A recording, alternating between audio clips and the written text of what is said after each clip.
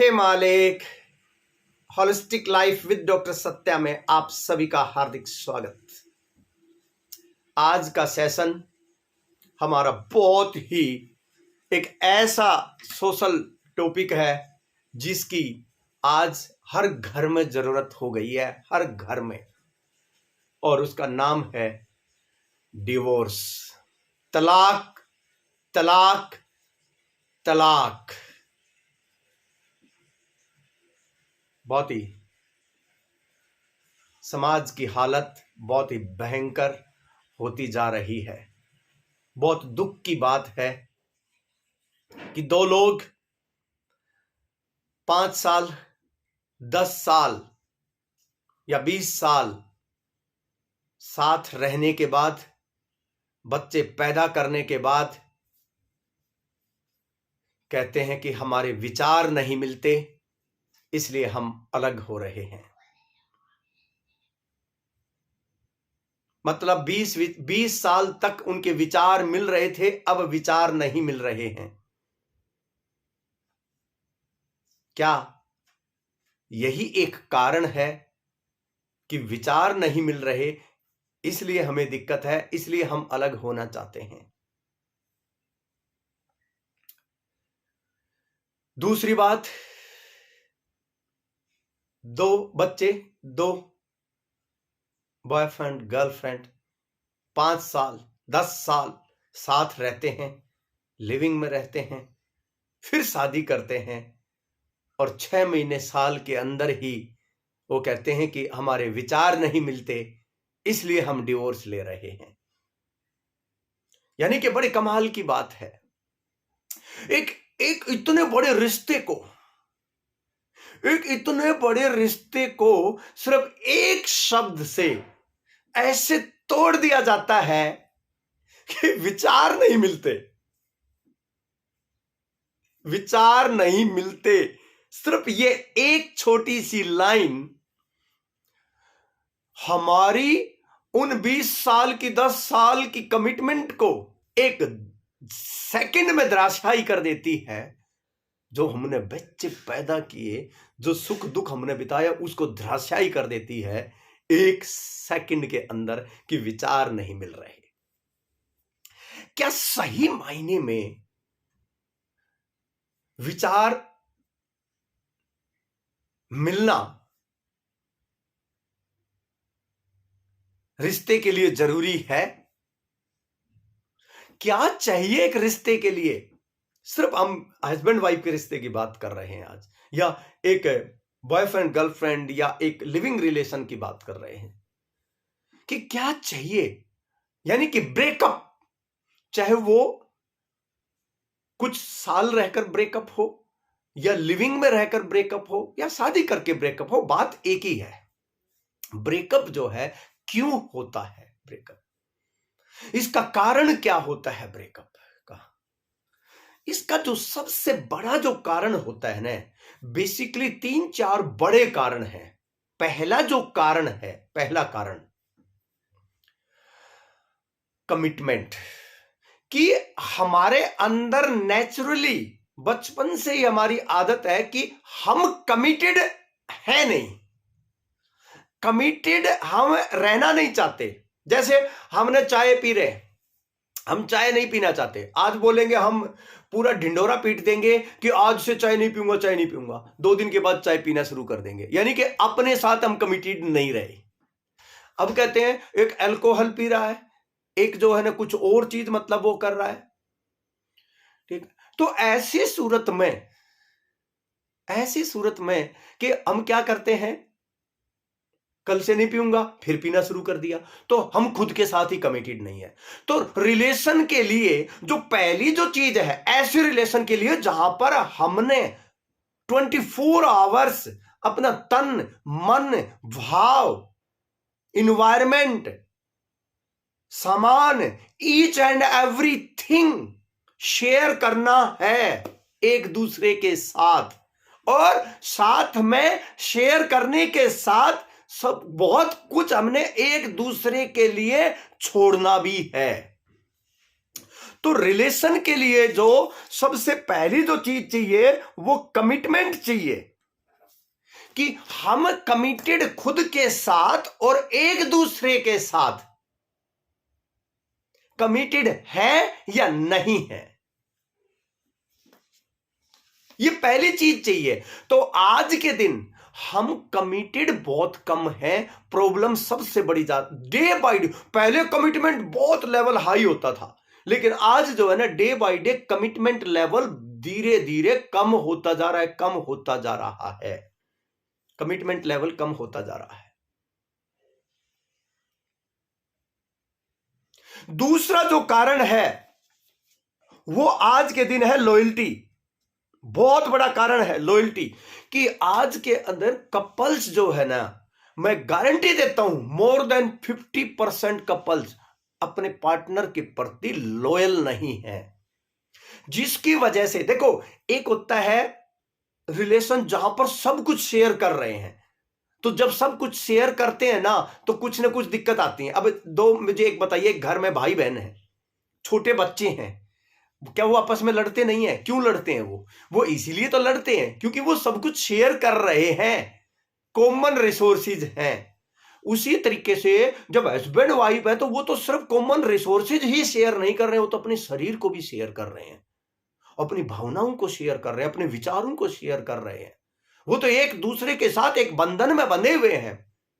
तो आज के दिन जो है ना, मीडिया के माध्यम से हमारे अंदर जो है ना एक अनलॉयल्टी बहुत ज्यादा आ गई है। मोर देन 50% कपल्स लॉयल नहीं है अपने पार्टनर के प्रति। बस थोड़ी सी दिक्कत हुई, देखो हम जब डे टू डे में कुछ वो कर रहे होते हैं तो हमारे साथ जो है ना एक आपस में जो है ना प्रॉब्लम्स जो है ना वो क्रिएट होती हैं, और उन प्रॉब्लम्स की वजह से जब कॉमन रिसोर्सेज यूज कर रहे होते हैं, जो प्रॉब्लम्स होती हैं, तो हमें क्या होता है कि एक दूसरे से बात करना भी गंवारा नहीं होता। तो ऐसी सूरत में कोई हमारे से दो प्यार के शब्द बात कर लेता है तो हमें अच्छा लगने लग जाता है। घर में जाते ही हमें कलह होती है घर में, तो हमें बुरा लगता है। तो कहीं ना कहीं ये माइंड को जो है ना मेंटल पीस कहाँ मिले, इस दिल को सुकून कहाँ मिले, अगर ऐसी सूरत में क्या होते हैं हमारे बाहर एक्स्ट्रा मैरिटल रिलेशंस बनते हैं, जिसको बोलते हैं अनलॉयल्टी। यानी कि ये, और ये आज डिवोर्स का एक बहुत बड़ा कारण है कि हम एक दूसरे के प्रति जो है वो लॉयल्टी नहीं है। लॉयल होना बहुत जरूरी है, और लॉयल्टी ना होना एक डिवोर्स का बहुत बड़ा कारण बनता है। तो पहला हो गया कमिटमेंट, खुद के साथ भी दूसरे के साथ भी। दूसरा कारण क्या हुआ? लॉयल्टी। ठीक है। तीसरा जो कारण है वो बहुत बड़ा कारण है हमारी आदतें, हैबिट्स। हमारी कुछ ऐसी आदतें होती हैं जो दूसरे बंदे को बहुत ज्यादा इरिटेट करती हैं, दूसरे बंदे को बहुत ज्यादा डिस्टर्ब करती हैं, और हम उन आदतों को बदलने के लिए तैयार नहीं है। और जब वो आदत एडिक्शन में बदल जाती है तो और ज्यादा दिक्कत होती है। तो हमारी कौन सी आदत, जैसे किसी के अल्कोहल पीने की आदत है, किसी को स्मोकिंग करने की आदत है, किसी को गुटखा पान खाने की आदत है, किसी को गाली देने की आदत है, किसी को मारपीट करने की आदत है। ऐसी आदतें हमारे को हो जाती हैं बहुत सारे लोगों को। किसी को झूठ बोलने की आदत है, किसी को मैनिपुलेट करने की आदत है। तो ऐसी जब हालत होती है तो डिवोर्स होना तय होना चाहिए।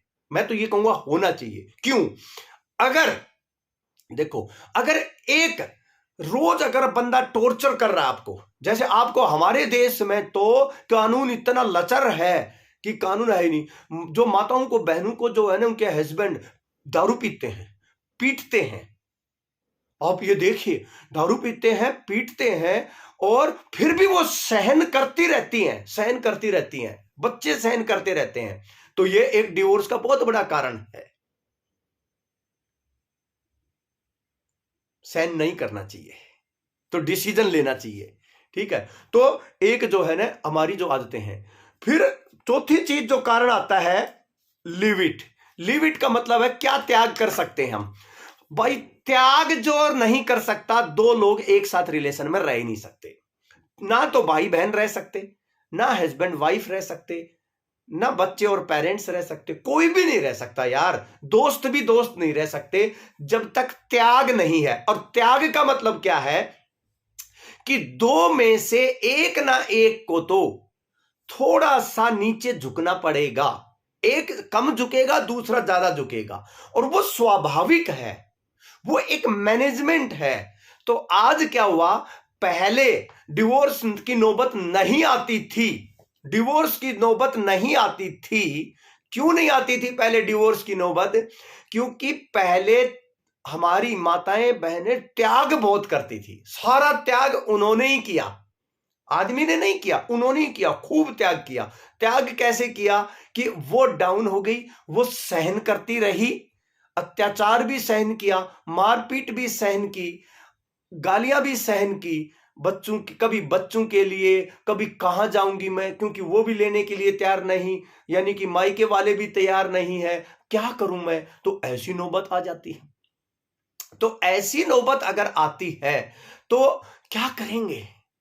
लेकिन अब क्या है, हमारी माताएं बहनें पढ़ने लगी हैं, एंटरप्रेन्योर बनने लगी हैं, काम करने लगी हैं, नौकरी करने लगी हैं, उनके अंदर यह भी ज्ञान आ गया है कि हम भी कुछ हैं। हमारे देश में तो पहले औरत को जुत्ती के समान भी नहीं समझा जाता था। पहले तो औरतों को यही समझा जाता था, या तो देवी है पूजो, और जो हमारे घर की औरतें थे उनको कोई देवी नहीं मानता था। उनको जो है ना, पहले जो है ना घर में जो है ना बच्ची पैदा हो गई तो बस उसको जो है ना काम के लगा देते थे, और बेटा जो है ना पढ़ता था, उसको जो है ना सिर पे बिठा के रखते थे। तो ये जो डिस्पैरिटी थी वो बहुत ज्यादा थी, ठीक है। लेकिन अब जो है ना ये डिस्पैरिटी तो रही नहीं अब। तो अब क्या है, अब सबसे बड़ी जो बात हो रही है वो क्या हो रही है कि त्याग जो है, औरतों के अंदर त्याग बिल्कुल खत्म हो गया है। आदमी त्याग करने की आदत ही नहीं थी पहले उसको, उसके जीन्स में ही नहीं है त्याग करने की, तो इसलिए डिवोर्स सबसे ज्यादा बढ़ता जा रहा है। तो इसलिए दोनों को जो है ना थोड़ा थोड़ा त्याग करना सीखना ही पड़ेगा। ये एक बहुत बहुत इंपॉर्टेंट चीज है, नहीं तो डिवोर्स की नौबत आएगी ही आएगी। अरे लोग तो छोटी छोटी खाने के ऊपर कि मैं क्या खाऊंगा वो खाऊंगा, घर में क्या बनेगा नहीं बनेगा, इन चीजों के ऊपर लड़ाई करना शुरू कर देते हैं। ये है। तो ये जो है, मैं इसकी बहुत गहराई डिटेल में तो नहीं जाऊंगा अभी, ठीक है ना। मैंने 4 मेजर कारण बताए हैं डिवोर्स के। पहला जो है वो कमिटमेंट, कि हम कमिटेड नहीं है ना खुद के साथ ना अपने पार्टनर के साथ। दूसरा जो है, जैसे अब देखो एक बॉयफ्रेंड गर्लफ्रेंड है, ठीक है, अब वो एक कमिटेड रिलेशन में है, इट्स इक्वल टू मैरिज। जब बॉयफ्रेंड गर्लफ्रेंड होते हैं या आप लिविंग में रह रहे हैं, वो इक्वल टू मैरिज है, क्योंकि उस पर कोर्ट का ठप्पा नहीं लगा है या समाज का ठप्पा नहीं लगा है, लेकिन आप सारी चीजें तो वही कर रहे हैं ना। तो जब आप एक कमिटेड रिलेशन में हैं और आप कोई और दूसरे रिलेशन बना लेते हैं, जो कि आज एक कॉमन बात हो गई है, कुछ दिन कमिटेड रिलेशन में यहां पर है, यहां ब्रेकअप हो गया, अब दूसरे के साथ फिर ब्रेकअप हो गया, तीसरे के साथ, फिर चौथे के साथ, अब फिर क्या पड़ जाती है, आदत पड़ जाती है क्या करने की, ब्रेकअप करने की आदत पड़ जाती है। क्यों? क्योंकि कमिटेड नहीं है, ठीक है। तो बाहर, इंडिया से बाहर तो आपको पता ही है 2.5 शादी जो है ना एवरेज है, हर आदमी 2.5 शादी तो अपने जीवन में करता है, कोई तो 10-10 कर लेते हैं, ठीक है ना। शादी का मतलब क्या हुआ कि एक तो ये डिवोर्स को है ना एक तबू बनाने की जरूरत नहीं है, डिवोर्स को एक जो है ना स्टिग्मा बनाने की जरूरत नहीं है अपने ऊपर।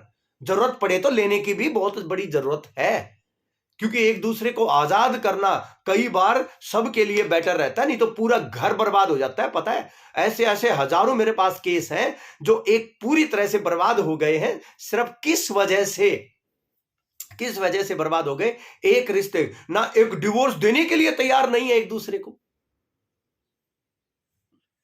ठीक है। तो मैं तो क्या करना, आदतें त्याग करना, ये करना, ठीक है ना, ये बहुत ज्यादा बढ़ गया है। तो मैं आज डिवोर्स में एक चीज आपको बताना चाहता हूं। अगर आप एक देखो, मैं आज बेटर रिलेशन के ऊपर बात नहीं करना चाहता, क्योंकि मैं जब डिवोर्स की नौबत आ गई है तो मैं उसी पर बात करना चाहता हूं। अगर रिलेशन जो है ना, रिलेशन उसमें हमको एक दूसरे को झुकना बहुत जरूरी है। और दोनों को झुकने की है। कभी वो झुक गया, कभी वो झुक गया, कभी वो। ये बहुत इंपॉर्टेंट है। अपने आप को थोड़ा सा स्केल डाउन करना बहुत जरूरी है। अपनी आदतों को बदलना बहुत जरूरी है। अपनी आदतें बदलकर अपनी लाइफ को, और लॉयल होना बहुत जरूरी है। अगर लॉयल नहीं है तो रिलेशन रखने का कोई मतलब ही नहीं बनता है। ठीक है, कमिटेड होना बहुत जरूरी है और त्याग होना बहुत जरूरी है। अगर ये 4 चीजें आपके अंदर आ गई, आपका रिलेशन बहुत बेटर हो जाएगा, डिवोर्स की नौबत नहीं आएगी। लेकिन कौन सी ऐसी कंडीशन है जहां पर डिवोर्स ले लेना ही चाहिए? कौन सी ऐसी कंडीशन है जहां पर डिवोर्स ले लेना चाहिए? पहली कंडीशन, विचार नहीं मिले ये कोई डिवोर्स लेने का कारण नहीं है। पहली कंडीशन है, अगर आपका अब्यूज हो रहा है, यानी कि मारपीट हो रही है, ऐसे आदमी के साथ या ऐसे औरत के साथ रहने का कोई मतलब नहीं है। वो चीज सहन नहीं करना, उसके अगेंस्ट कदम उठाना है। और अगर उसका कदम अगर उठाया और उस कदम उठाने से अगर हल मिल जाता है तो ठीक है। ठीक है, अब्यूज का मतलब है चाहे वो फिजिकल अब्यूज हो, चाहे सेक्सुअल अब्यूज हो। कई सेक्स मैनिक होते हैं, कई लोग सेक्स मैनिक होते हैं। जैसे कि मान लो एक हस्बैंड है, सेक्स मैनिक है। सेक्स मैनिक इतना ज्यादा कि उसको बहुत सेक्स चाहिए कि जो एक औरत के बस की बात नहीं होती है। ठीक है ना, तो अब आपके पास कोई चारा नहीं है, या कोई औरत तो ऐसी होती हैं कि उसको बहुत ज्यादा सेक्स चाहिए, एक आदमी के बस की बात नहीं है। अगर कोई ऐसी चीज है, ठीक है ना, तो डिवोर्स लेना पड़ सकता है अगर अब्यूज हो रहा है तो। ठीक है, सेक्सुअल, कोइयों को जो वायलेंट वाइल्ड सेक्स बहुत ज्यादा चाहिए होता है, सिगरेट से जला देते हैं। मतलब ऐसे ऐसे आदमी से बिल्कुल साथ रहने का कोई रिक्वायरमेंट नहीं है। इसके लिए सोचने की जरूरत नहीं है कि बच्चों का क्या होगा, उसका क्या होगा। एक ही हल है, डिवोर्स। पहली बात। दूसरी चीज, अगर अब्यूज किसी भी रूप में, रोज गालियां देते हैं, मेंटली टॉर्चर कर रहे हैं, चाहे वो दोनों में से कोई पार्टनर कर रहा हो, वो एक वैलिड रीजन है और लेना चाहिए डिवोर्स। ठीक है, पहला जो कारण है अब्यूज। दूसरी बात, ठीक है, कि अगर हर वक्त आपको एक डिप्रेशन और बेइज्जती महसूस होती है उनके सामने, समाज में उसको आपको बेइज्जत किया जाता है, ठीक है, और ऐसी सोसाइटी में जहां आपकी कोई वैल्यू ही नहीं है, कोई रिस्पेक्ट ही नहीं है, तो आप कब तक अपने आप को दबाएंगे? क्योंकि आप इतनी बीमारियां पैदा कर लेंगे, शारीरिक रूप से इतनी बीमारियां पैदा कर लेंगे कि आपके लिए सहन करना बहुत मुश्किल हो जाएगा इस तरीके का। तीसरा जो है ना, डिवोर्स का कब ले लेना चाहिए? जब आपके पार्टनर के कहीं रिलेशन हैं और वो ओपन हो चुके हैं, और उसके बावजूद भी वो जो है ना रिलेशन छोड़ने के लिए तैयार नहीं है, और किसी को इतनी इंपॉर्टेंस दे रहा है, उसके साथ रहने का, चाहे बच्चों का कारण हो चाहे कोई हो, मतलब ही नहीं बनता है, उसको छोड़ना ही कारण बनता है। क्योंकि ओपन हो गया यानी कि बेशरम हो गया, यानी कि बेशरम आदमी अब आपके लिए कोई वैल्यू नहीं रखेगा। ठीक है, तो ऐसी सूरत में उनसे वो करना चाहिए, डिवोर्स ले लेना चाहिए। चौथा जो डिवोर्स का कारण है वो है, एक आदमी ड्रग्स लेता है, अल्कोहल लेता है और बहुत ज्यादा ले रहा है, और उसका वो मानता ही नहीं है। या तो आप उसके लिए सत्याग्रह करें, या तो वो उसको छोड़ दे, और नहीं छोड़ता है तो ऐसे आदमी के साथ रहने का कोई मतलब नहीं है। ऐसे आदमी के साथ रहने का कोई मतलब नहीं है, उसको छोड़ना ही मतलब है। उसको उसके हाल पे ही छोड़ना मतलब है, क्योंकि वो बर्बाद खुद तो हो ही रहा है, पूरे घर को बर्बाद करेगा, हर एक को बर्बाद करेगा। वो ऐसे जो है ना, वो नालियों में गिर रहा है, वो कर रहा है, ऐसे आदमी के साथ अल्टीमेटम दे दें उसको, या तो मैं या ये शराब, या तो मैं या ये ड्रग, या तो वो अगर बंदा कमिटेड होगा तो वो उससे बाहर निकल के आ जाएगा, और नहीं तो ऐसे बंदे को रिहेबिलिटेशन सेंटर रखें, कहीं भी करें, उसका इलाज कराएं, पूरी कोशिश करें, और फिर भी नहीं मानता है। मैं कहता हूं यही इसका मतलब आपकी ज्यादा जरूरत नहीं है, उसको उस ड्रग की ज्यादा जरूरत है, उस अल्कोहल की जरूरत है। ऐसे आदमी के साथ रहकर आप उसको बढ़ावा ना दें, तो यह डिवोर्स का एक वैलिड रीजन है, करना चाहिए आपको। ठीक है। तो कुछ चीजें ऐसी हैं जिसके लिए मैंने बताई हैं, जो ये बड़ी चीजें हैं, जो हाँ, एक जिसको जुआ खेलने की आदत पड़ गई है, जो बहुत ज्यादा शेयर मार्केट में जुआ, कर्जा ले लेके जो है ना वो कर रहा है या जुआ खेल रहा है, ऐसे आदमी के साथ रहने का कोई मतलब नहीं बनता, डिवोर्स ले लेना चाहिए। ठीक है, तो ये तो मैंने कुछ कारण बताए हैं। कुछ ऐसे कारण हैं जो डिवोर्स के कारण नहीं हैं, और फिर भी हम उसमें डिवोर्स के लिए तैयार हो जाते हैं। मेरे पेरेंट्स की बेइज्जती कर दी, सबसे मीन जो है ना कारण है कि मैंने शादी पेरेंट्स से नहीं की, शादी दो लोगों की हुई है, ठीक है ना। तो पेरेंट्स का जो है ना बीच में कभी भी नहीं आना चाहिए, जो कि एक डिवोर्स का कारण बनता है। एक बेटी क्या करती है, पेरेंट्स को फोन करती है। सबसे बड़ा डिवोर्स का आज के दिन इंडिया में तो कारण ही यही है। क्या हुआ कि देखो, भाई बहन के बीच में कितने झगड़े होते हैं, बचपन में छोटे थे तब भी झगड़े होते हैं, बड़े होते थे तब भी होते हैं, हमेशा होते रहते हैं। हमारे माँ बाप के बीच में भी होते रहते हैं। लेकिन सबसे मेन कारण क्या है कि आपको मैं आज एक चीज बता देता हूं, अगर आपको डिवोर्स से बचना है तो, नहीं तो आपका डिवोर्स होना ही होना है। क्या करना, दोनों फैमिली को, पेरेंट्स को, चाहे हस्बैंड के पेरेंट्स हो, चाहे लड़की के पेरेंट्स हो, वाइफ के पेरेंट्स हो, दोनों पेरेंट्स को एक बैठ के नियम बना लेना चाहिए, इन दोनों के बीच में हम नहीं पड़ेंगे। अगर बेटी घर में फोन करती है ना कि मेरे को ये दिक्कत, देखो अब्यूज हो रहा है, आपको स्टैंड लेना चाहिए अपनी बेटी के लिए। लेकिन सिर्फ अगर अब्यूज नहीं हो रहा है, उसको मन नहीं लग रहा है, उसको जो है ना विचार नहीं मिल रहे हैं, आपको कोई हक नहीं है उनके बीच में बोलने का, कोई हक नहीं है उनके बीच में बोलने का, ठीक है। तो कभी भी उसके बीच में ना बोले, ये आप याद रखें, बीच में कभी भी ना बोलें, नहीं तो आपकी लड़की को डिवोर्स की तरफ धकेल रहे हैं आप, खुद धकेल रहे हैं आप। तो क्या करना है कि अगर आपकी बेटी फोन कर रही है आपको कि मेरा अब ये हो गया, अब आज रेस्टोरेंट गए थे वहां लड़ाई हो गई, आज वहां गए थे, ये फालतू की बातें सुनना बंद करें पहली बात तो, ठीक है। मैं तो कह रहा हूं बाप इतने ज्यादा कमजोर हो गए हैं आज, बाप भी खुद भी इसमें पढ़ने लग गए, मां भी पढ़ने लग गई कि बेटी ने कुछ बोला और तुरंत जो है बोल के नहीं नहीं नहीं, अगर तेरी ये हाल है आजा घर, और घर बुला के क्या करोगे फिर? अरे छोटी छोटी बातें तो होती रहती हैं, 99% इग्नोर करने की चीजें होती हैं हस्बैंड वाइफ के रिलेशन के बीच में। 4 दिन से बात नहीं हुई, कोई बात नहीं, नहीं बात हुई। अरे पहले मैं बचपन में जो है ना एक महीना अपने पेरेंट्स से बात नहीं करता था जब मेरे मन का नहीं होता था। सब करते हैं ऐसे, हर एक करता है ऐसे, कौन सी बड़ी बात हो गई?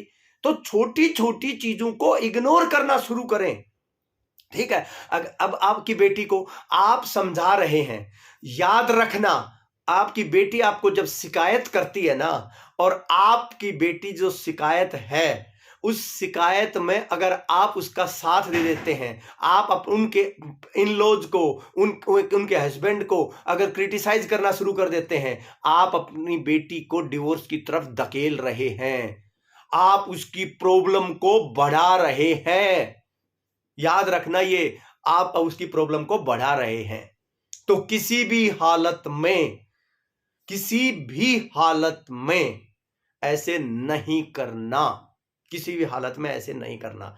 अगर वो सुना रही है ना तो उसको आपको समझाना है, नहीं बेटी ये चीजें होती रहती हैं, हमारे साथ भी हुई हैं, ये नॉर्मल है। जब दो लोग साथ, डिफरेंट टाइप के दो लोग साथ रहेंगे यार, जो 20-25 साल कहीं और पला है, 20-25 साल वो दूसरी जगह पली है, तो एक दूसरे में ये दिक्कतें आएंगी। तो फिर क्यों जो है ना आइडियलिज्म में घुसते हो, ठीक है। तो ये जो है ना सबसे इंपॉर्टेंट बात है कि इग्नोर करना सीखो छोटी छोटी चीजों को। 99% चीजें आप इग्नोर कर सकते हो तो इग्नोर करें। तो आप दोनों पेरेंट्स को ये डिसाइड कर लेना चाहिए, शादी के फेरे जब होते हैं ना, वहां पर जो है ना दोनों पेरेंट्स का जो है ना एक ये सातवें फेरे में एक ये कमिटमेंट होना चाहिए कि भाई तुम्हारे बीच में हम नहीं पड़ेंगे, तुम्हारी लाइफ के लिए तुम जिम्मेदार हो, हमारे पास मत आ जाना। हमारे पास तब आना जब तुम नौबत आ जाए मारपीट की, नौबत आ जाए इतनी बड़ी कि तुम्हारे बस की बात ही नहीं है, ठीक है, तब हम कुछ इंटरवीन करेंगे, उससे पहले तुम्हारी कुछ नहीं सुनेंगे हम। ऐसा रिलेशन हो जाएगा मलाई की तरह, एकदम बहुत ही बढ़िया रिलेशन, सारी सोसाइटी में हैप्पीनेस आ जाएगी। ऐसा करें, ठीक है। तो एक तो ये जो है ना वो करें। एक दूसरा लेन देन के ऊपर बहुत ज्यादा होता है, उसने ये दिया सूट दिया, अरे कमा के सूट पहनो ना, कमा के सामान लो, तू लेके क्या आई थी, तू वो क्या किया था, ये झगड़े कितने कारण बनते हैं। अरे एक धारणा को बदलना होगा, सास को सास रहने दें, मां को मां रहने दें। अच्छा, हम बोलते हैं ना कि मेरी जो है, ध्यान से सुनना मेरे भाई, बहुत इंपॉर्टेंट है ये हस्बैंड वाइफ के रिलेशन के लिए। हम ये बोलते हैं कि सास जो है ना बिल्कुल मां की तरह होती है। बिल्कुल भी नहीं होती है। सास मां हो ही नहीं सकती, ससुर बाप हो ही नहीं सकता। इम्पॉसिबल है, इम्पॉसिबल। कैसे हो जाएगा मुझे ये बता दीजिए। अरे जो रिश्ता है उसको वही रिश्ता रहने दें, मां मत बनाएं। मां 9 महीने गर्भ में रखती है, अपने खून से सींचती है, अपने दूध से सींचती है। बाप अपने पसीने से पालता है बच्चे को, उसने उसको कंधे पे घुमाया है। और आप क्या कह रहे हैं, आप क्या कह रहे हैं कि वो मेरी जो है ना सास मेरी बिल्कुल मां जैसी है। हो ही नहीं सकती, क्योंकि मां से 10 बार झगड़ते थे तब भी घर छोड़ के नहीं जाते थे। मां से 10 बार झगड़ते थे तो 10 लोगों को फोन कर करके नहीं बताते थे किसी को।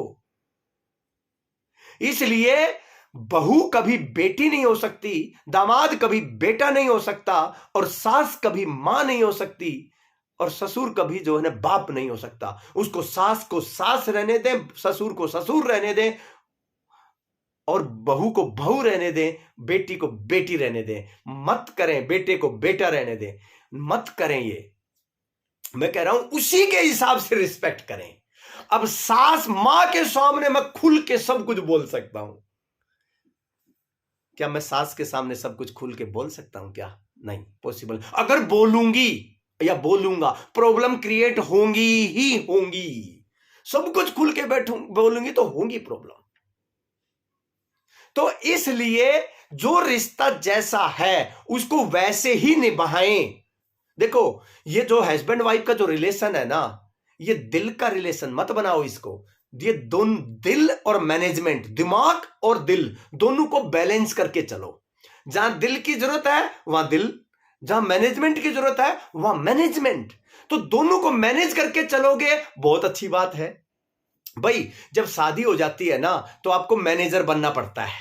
अब मैनेजर कैसे बनना पड़ेगा भाई? आपको अपने पिछले घर वालों को भी मैनेज करना है, आपको अगले घर वालों को भी मैनेज करना है, क्योंकि आपका बिजनेस है ना, अब बड़ा हो गया थोड़ा। पहले आप अकेले थे, ठीक है, किसी को मैनेज करने की जरूरत नहीं थी। आपके माँ बाप जो आप बोलते थे वैसे कर लेते थे, ठीक है। अब क्या है, अब आपको भाई बहन, माँ बाप या सास ससुर, उन सबको मैनेज करना है। दोनों तरफ से, दोनों को, मेल को भी फीमेल को भी, दोनों को मैनेज करना है। अगर मैनेज करना है तो क्या सीखना पड़ेगा? मैनेजमेंट। और मैं क्या सिखा रहा हूं? ये मैनेजमेंट सिखा रहा हूं भाई। सास सास होती है, ससुर ससुर होता है, मां मां होती है, बाप बाप होता है। वो कभी दोनों एक दूसरे को एक्सचेंज नहीं कर सकते। इसलिए आज से इनको मिक्स करना बंद कर दें, आपका रिलेशन वैसे ही बेटर हो जाएगा। दूसरा, आपके रिलेशन में जो सबसे बड़ी जो प्रॉब्लम आती है ना हस्बैंड वाइफ के रिलेशन में, वो आती है इंपॉर्टेंस की। कि हस्बैंड के लिए वाइफ और वाइफ के लिए हस्बैंड सबसे ज्यादा इंपॉर्टेंट होना चाहिए। लेकिन जब आप इंपॉर्टेंस अपने मां बाप को ज्यादा देना शुरू कर देते हैं, देखो मां बाप को सेवा तो देनी चाहिए, रिस्पेक्ट देनी चाहिए, लेकिन आपके लिए जब शादी हो जाती है ना तो सबसे ज्यादा जो इंपॉर्टेंट है वो कौन है? हस्बैंड और वाइफ के लिए एक दूसरा जो है ना इंपॉर्टेंट है। तो इसलिए उस इंपॉर्टेंस में किसी दूसरे को मत घुसाओ, किसी दोस्त को, किसी भाई को, बहन को। जब 2 लोगों में से एक चुनना पड़े कि आपको भाई बहन या हस्बैंड वाइफ, मां बाप या हस्बैंड वाइफ, अगर 2 में से एक चुनना पड़े तो आपको एक दूसरे को चुनना पड़ेगा, तभी रिलेशन चलेगा। नहीं तो रिलेशन चल नहीं सकता अगर ऐसी नौबत आ जाए तो। लेकिन जो मां बाप को जो उनकी जरूरतें हैं और उनकी सेवा है वो होना बहुत जरूरी है। उसके लिए आपको डटना पड़ेगा, उसके लिए खड़ा होना होगा, ठीक है। अगर मान लो आपका हस्बैंड कहता है कि आपके मां बाप से मिलना ही नहीं है, छोड़ दो ऐसे हस्बैंड को। क्यों? क्योंकि ऐसी चीजें तो बर्दाश्त नहीं करना, ये इंपॉर्टेंस नहीं है। ये इंपॉर्टेंट नहीं है भाई, तू तेरा रिश्ता निभा, मैं मेरा रिश्ता निभा रहा हूं। अगर कोई वाइफ कहती है कि भाई आपके माँ बाप को आपको छोड़ना पड़ेगा, छोड़ना मतलब ठीक है भाई, अलग घर कर लेते हैं कोई नहीं, पर उनकी पूरी व्यवस्था करना मेरा काम है। उनको नौकर प्रोवाइड करना, उनको खाना पीना प्रोवाइड करना, उनकी जो उनकी जरूरतें हैं वो तो मैं पूरी करूंगा ही करूंगा। अगर कोई वाइफ बोले कि ये भी नहीं करना, तो ऐसी वाइफ को छोड़ देना चाहिए, अगर उनको जरूरत है तो। हाँ, कई माँ बाप इतने बड़े सक्षम है कि उनको आपकी जरूरत ही नहीं है, तो जाओ भाड़ में, ठीक है, आपकी जरूरत है ही नहीं उनको, वो क्यों रखे, वो करेंगे, ठीक है। और माँ बाप को भी तो है ना थोड़ा सा संभलना पड़ेगा। अगर आप सक्षम हैं तो पहले टाइम से ही उनको अलग कर दें, क्योंकि उनका सबका जीने का है ना आजकल तरीका बहुत अलग है। और स्पेशली जो यूथ आया है ना, आज का जो युवा है वो बहुत इंडिपेंडेंट वाला है। वो लाइफ को जो है ना एंजॉय करने का उसको मीनिंग ही नहीं पता। वो एंजॉयमेंट आजकल रिश्तों में नहीं ढूंढ रहा है, वो एडिक्शन में ज्यादा ढूंढ रहा है, चाहे वो अल्कोहल की हो, ड्रग की हो, या सेक्स की हो, या अकेलेपन की हो, कि बस हम दो ही, हम दो ही। वो ज्वाइंट फैमिली में इतना कंफर्ट नहीं लगता। तो जाने दो ऐसे लोगों को, लाइफ को एंजॉय करें, बदतर मत बनाए लाइफ को, ठीक है। एक जो चीज जो लाइफ में जो डिवोर्स में सबसे बड़ी दिक्कत आती है, वो क्या आती है कि डिसीजन नहीं ले पाते, कि हम उसको लंबे टाइम तक अब ठीक हो जाएगा, अब ठीक, 10 साल निकाल देते हैं, 5 साल निकाल देते हैं। भाई देखो, अगर आपकी शादी हुई है, 1 साल एक दूसरे को देख लो, ज्यादा से ज्यादा 1 साल देख लो, ठीक है। अगर आपको यह लगता है कि आप साथ नहीं रह सकते, तो आपको अलग हो जाना चाहिए।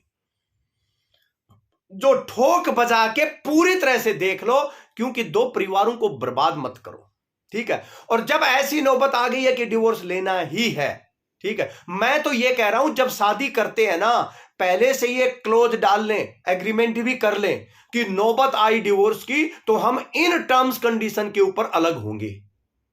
क्योंकि बाद में मैंने देखा 15-15 साल हमारे देश में तो डिवोर्स के केस चलते रहते हैं। अगर लड़की डिवोर्स नहीं देना चाहती ना, तो 20-20 साल तक केस चलता रहेगा, डिवोर्स नहीं मिलेगा। बहुत बड़े जो है ना हमारे कानून बहुत ज्यादा खराब है, ठीक है। तो हमने क्या करना है, एक तो मैं माताओं से, बहनों से है ना रिक्वेस्ट करूंगा कि वो फाइनेंशियली इंडिपेंडेंट हों। क्योंकि फाइनेंशियली इंडिपेंडेंट ना होने, चाहे आपके घर में आपके हस्बैंड, आपकी फैमिली कितना भी कमाते हो, लेकिन आप उन पर डिपेंडेंट मत रहें। क्योंकि कभी भी अगर नौबत आए, कभी भी नौबत आए, तो आप अलग हो सकें, और अलग होने में आप अपना कमाई खुद कर सकें। तो फाइनेंशियली इंडिपेंडेंट जब नहीं होते हैं ना, तो सारा मिसयूज तभी होता है। तो पहले तो फाइनेंशियली इंडिपेंडेंट हो, और दूसरी बात यह है कि एक हद तक तो सहन करें। लेकिन अगर जिंदगी नरक जैसी हो गई है, रोज घर में कलह रहता है, लड़ाई रहती है, झगड़े रहते हैं, एक दूसरे की शक्ल देखते ही जो है ना इरिटेशन होती है, डिप्रेशन होना शुरू हो जाता है, तो एक दूसरे को आजाद कर दें।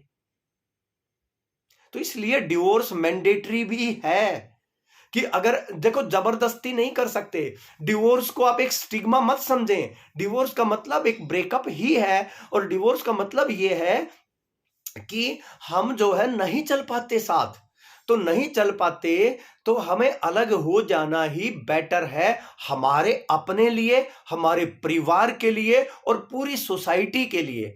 और कई मैं देखता हूं, कई माता बहनें जो है ना इसको बहुत लंबा लटका देती हैं, तो ऐसे नहीं लटकाना चाहिए। या कई हस्बैंड जो है ना बहुत लंबा लटका देते हैं। आपको जो है ना, अगर आपका नहीं जो है ना बिल्कुल ही चांस नहीं है बनने के, और बिल्कुल हो ही नहीं पा रहा है, तो मैं कह रहा हूं आप पूरी तरह से एक दूसरे को आजाद करें, और अपनी जिंदगी को बेटर करने के लिए और नए तरीके ढूंढें। और ऐसा जरूरी नहीं है आज के दिन कि शादी करना कंपलसरी ही है, यह भी कोई जरूरी नहीं है। मैं तो कह रहा हूं आज एक ऐसी सोसाइटी क्रिएट हो रही है जहां पर जो है ना लोग शादी करना ही नहीं चाहते, ठीक है ना। शादी करना कोई जरूरी नहीं है, बच्चे आप अडॉप्ट कर सकते हो, बहुत सारे साधन हैं आज। अगर आपको बच्चों की इतनी मतलब वो है, तो वो एक अलग बात हो गई। लेकिन शादी जो है ना, मैं कहता हूं किन लोगों को शादी करनी चाहिए, उन लोगों को शादी करनी चाहिए जो एडजस्टमेंट कर सकते हैं। अगर कोई ये कहता है कि मैं तो ऐसे लाइफ जीता हूं और यही मेरी लाइफ रहेगी, उसको शादी नहीं करनी चाहिए। क्योंकि शादी का मतलब एडजस्टमेंट है, शादी का मतलब है कंप्रोमाइज, शादी का मतलब है त्याग, कि कुछ ना कुछ तो आपको छोड़ना ही पड़ेगा। शादी का मतलब है अपनी आदतों को कंट्रोल करना। अगर आप नहीं कर सकते अपनी आदतें कंट्रोल तो नहीं हो सकता। शादी का मतलब है कमिटमेंट। अगर आप कमिटेड नहीं रह सकते तो आप शादी करने लायक नहीं है। अरे मैं तो ये कहता हूं, शादी के लिए आदमी का इतना रिग्रेस टेस्ट होना चाहिए कि वो लायक है भी कि नहीं है। सिर्फ एक जवान होने से वो शादी के लायक नहीं हो जाता। वो सिर्फ उसकी सेक्सुअल लाइफ स्टार्ट हुई है, वो तो कहीं भी कर सकता है। लेकिन शादी क्या है? एक कमिटमेंट है। शादी क्या है? एक ट्रस्ट है। शादी क्या है? एक रिस्पेक्ट है। और शादी उन्हीं लोगों को होनी चाहिए जो सम्मानित लोग हैं। शादी उन्हीं लोगों की होनी चाहिए जो ये जो एक रिस्पॉन्सिबिलिटी उठा सकते हैं, जो एक रिस्पॉन्सिबल पर्सन नहीं। आप कैसे जो है ना उसका वंश बढ़ाने के लिए और उसके लिए कहते हो, मैं तो कहता हूं कानून होना चाहिए कि अगर आप शादी करना चाहते हैं तो आपको इस एग्जाम को क्लियर करना होगा। और वो एग्जाम साइकोलॉजिकल एग्जाम होना चाहिए, बिहेवियरल एग्जाम होना चाहिए। उसका देखना चाहिए वो कमिटमेंट लेवल है। और जो बंदा कुछ कमाता नहीं होता नहीं, उसका शादी करने का मतलब क्या बनता है? अरे चाहे मैं कहता हूं लाइफ ये नहीं है कि 5,000 कमाएं, चाहे 10,000 कमाएं, चाहे लाख कमाएं, लेकिन क्या आप इस लायक हैं कि आप दो लोग मिलकर एक बच्चा पैदा करने के लायक हैं कि नहीं है? अगर आप कोई कमाई नहीं करते तो किस लिए शादी करनी है? तो उनको तो शादी के बारे में सोचना भी नहीं चाहिए जो कमाई नहीं करते हैं, जो निठल्ले हैं और जो अपने माँ बाप के ऊपर डिपेंड है। और माँ बाप को भी यह सोचना चाहिए, अगर आपका बच्चा सिर्फ आप पर निर्भर है, कोई काम नहीं करता है, तो उसकी शादी के बारे में सोचना भी नहीं चाहिए किसी भी हालत में। तो इसमें मैंने कुछ चीजें बताई। देखो बहुत बड़ा टॉपिक है। मैं चाहता हूं कि इसके ऊपर कपल्स के ऊपर जो है ना, और एक पूरा जो है ना ओनली कपल के रिलेशन के ऊपर, एक जो शादी करने वाले हैं, जो शादी करना चाहते हैं, शादी हो चुकी है या गर्लफ्रेंड बॉयफ्रेंड है, लिविंग में रहते हैं, मैं चाहता हूं कि इनके लिए पूरी एक जो है ना 2 दिन की एक पूरी वर्कशॉप करूं, फुल डे की, और उनको ऐसा निचोड़ दूं कि उसके बाद ही वो डिसीजन ले ले कि शादी करनी है कि नहीं करनी है। उसके बाद डिसीजन ले ले कि डिवोर्स लेना है कि नहीं लेना है। फिर भी अगर आपकी कोई भी कपल की, चाहे वो बॉयफ्रेंड गर्लफ्रेंड है या आप लिविंग में हैं या हस्बैंड वाइफ है, अगर किसी भी तरह की आपकी अगर कोई समस्या है तो हम आपकी हल करने के लिए एज ए एक्सपर्ट, हम, अगर आप जुड़ना चाहते हैं तो हम तैयार हैं, अगर ब्रेकअप चाहते हैं तो उसको भी शांति से करने के लिए हम तैयार हैं। तो आप 8010408408 नंबर के ऊपर ये कर सकते हैं। और आप थोड़ा सा रिलेशंस के बारे में गहराई से समझना चाहते हैं तो मेरा एक प्रोग्राम आ रहा है 1 से 10 फरवरी, holistic life with doctor Satya. ये 10 दिन आप लगाएं, अपने मन को शांत करें, शरीर को शांत करें, फिर डिसीजन लें। तो 2 घंटे का प्रोग्राम है। Any time of the day, किसी भी समय 2 घंटे आप ये कर सकते हैं और फ्री ऑफ कॉस्ट है। हर महीने में 1 साल का मेरा कमिटमेंट है कि 2022 में 1 फरवरी से स्टार्ट होगा। हर महीने 10 दिन 100% मैं फ्री ये दूंगा, तो आप ये कर सकते हैं। तो मोस्ट वेलकम है। और इसके रजिस्ट्रेशन के लिए आप डिस्क्रिप्शन में जाकर रजिस्ट्रेशन लिंक पर क्लिक करें और इसको रजिस्टर करें, फ्री ऑफ कॉस्ट 100%। आपको अगर ये अच्छा लगा और तो सभी कपल्स को अभी की अभी शेयर कर दें, जो शादी करना चाहते हैं उनको शेयर कर दें, और हर एक को, जितने ज्यादा लोग हैं शेयर करेंगे उनको फायदा मिलेगा। इस सेवा के मिशन में मैं आपका आह्वान करता हूं, आओ मिलकर हम इस धरती पर स्वर्ग पैदा करें, यही मेरी विनती है। अगर आपने डॉक्टर सत्या यूट्यूब चैनल को अभी तक सब्सक्राइब नहीं किया है तो अभी के अभी जो है ना सब्सक्राइब करें, नोटिफिकेशन के बटन को हिट कर दें, ताकि तुरंत जब भी मैं आऊं, तो पूरे 1 साल सुबह 7 बजे मैं डेली आता हूं, चाहे मैं 2 घंटे के लिए आऊं, चाहे 1 घंटे के लिए, चाहे 15 मिनट के लिए, लेकिन आऊंगा डेली, या तो ऑनलाइन या मेरा वीडियो आएगा। ये मेरा कमिटमेंट है और ये मैं कमिटमेंट 1 जनवरी से हमने शुरू किया और अब लगातार चल रहा है। आप पुराने वीडियो भी देख सकते हैं यूट्यूब पर जाकर, और आगे भी देख सकते हैं। इसी के साथ आज का सेशन मैं यहीं पर समाप्त करता हूं। हे मालिक।